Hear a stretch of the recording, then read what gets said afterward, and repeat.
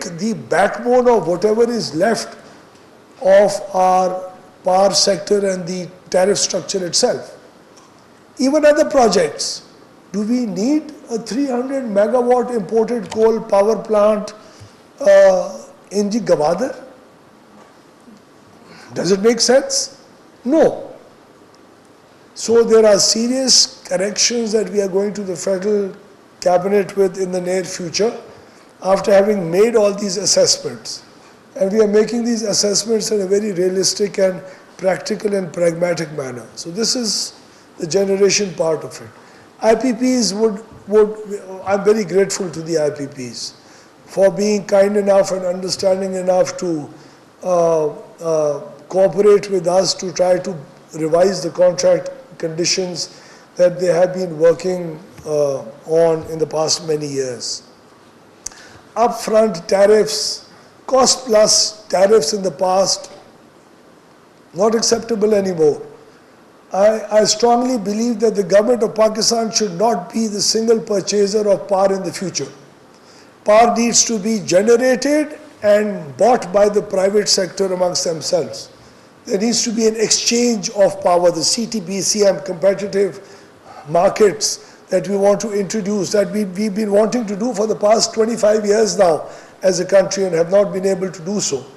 I'd like to congratulate Pakistan that this afternoon the Cabinet Committee on Energy would be hopefully approving the formation of the first independent system market operator that would then enable these transactions to start happening over the next 6 to 12 months, inshallah. And that will be a very big breakthrough. वो CPPA, वो government का खरीदना IPPs या government से वो ख़त्म ही हो जाएगा system. So everybody will buy and everybody will produce and everybody will buy whatever energy they require in the future at the best terms and conditions, and that's where competition will kick in. Competition will bring down the prices of power in the future. CPPA can't do that. The government of Pakistan is not supposed to be doing that.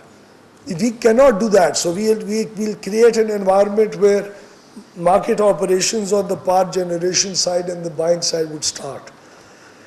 The other very important part of reforms is the distribution companies. We have to put a stop to the political economy that is revolving around distribution companies. 595 billion rupees are budgeted every year just for the loss of distribution companies for distribution companies of the loss in recovery and power theft that they do.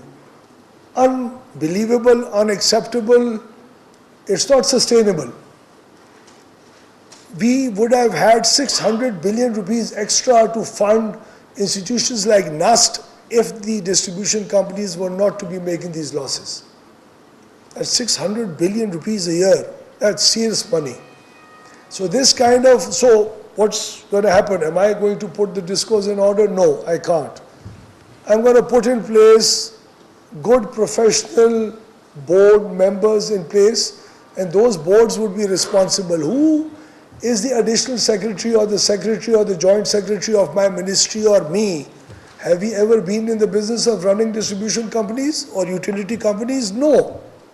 It's not my job. It was not my job to run PTCL when I was a federal minister and I was just, 32 years old. And I realized it then that PTCL needs to be privatized and the government needs to come out of the business of doing businesses. And we deregulated the sector at that time. PTCL was supposed to have been privatized back in the 1980s. We did it after 20 years. This is exactly what we'll have to do with the distribution companies. So they have to be privatized. So in the next 5 years, inshallah, by the end of next year, 3 distribution companies would have been privatized. 2 distribution companies which give you a loss of over 150 billion rupees a year would have been privatized through the concession agreement model. This is serious reform. Bringing in distribution companies, boards and board of members, एक सिफारिश भी नहीं ली पिछले 6 महीने में किसी XCN के transfer की, SC के transfer. Everybody on the political side is maybe unhappy with us. All the MNs and the MPs, because they're not being provided proper customer care services by the existing XCNs and SCs. They're not to blame. So they want their own SC to be able to resolve the issues of the people. Our complaint systems don't work. 118 does not work. That will have to work. So the customer care is going to be, we are going to focus on that, and the discos will have to be privatized, and we are going to make sure that in the next 5 years, if we have the support of the whole of the government, people are shy of saying and admitting. And they keep asking us these snide questions as to why is the army involved in this, and why is the establishment and the security establishment helping you with this and that. Why should not they help us? If they have a position of strength, they're doing it for the country. They're doing it as a country as a whole of the government approach is being used as part of the task forces that we formed in Islamabad today. So we are all proud of the fact that everybody is contributing to this cause, and we are coming up with good, practical, logic-based, realistic kind of the solutions that will not hurt the private sector and the business environment of this country in the future. So that's the distribution part of it. The transmission, we've had serious transmission constraints. You have cheap power in the south that cannot be transmitted to the north, to the load centers. There were coal plants that were much cheaper to run, and we have been wasting over 30 billion rupees a month for not being able to dispatch the power being produced by cheaper plants up to the load centers. Our entire planning was wonky. Why? Because NTDC's board was not working. We just put in a board where a very senior advisor at LUMS is now chairing the board of NTDC, and we brought in proper professionals, sectoral experts into this board, and they've given us a whole new idea of and the way to work around the transmission system. The National Transmission Company, in the next 2 or 3 days after cabinet approval, we've worked everything out. The Prime Minister has given permission. Just the cabinet formality is left.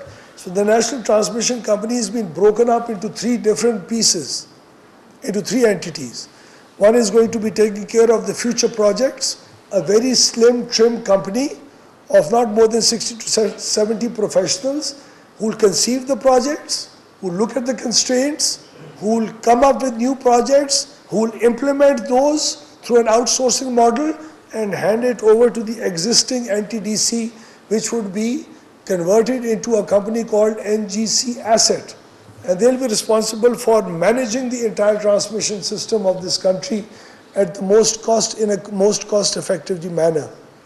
Who's going to fund all these constraints? Right now, as we speak, I need more than $2.5 billion to remove the 4 most important constraints that the national transmission has. Rahim Yar Khan Matiari, Ghazi Barotha Faisalabad transmission line, reactive power, and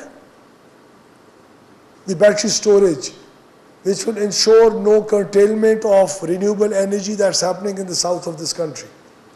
These 4 projects, we were begging people. We begged the Saudis, we begged everybody in this world to come and invest into those projects, and we were going to give them a very high rate of return on their equity. That wasn't the way to go about it. So we talked to our development partners like the Asian Development Bank, like the World Bank, like GIZ and others.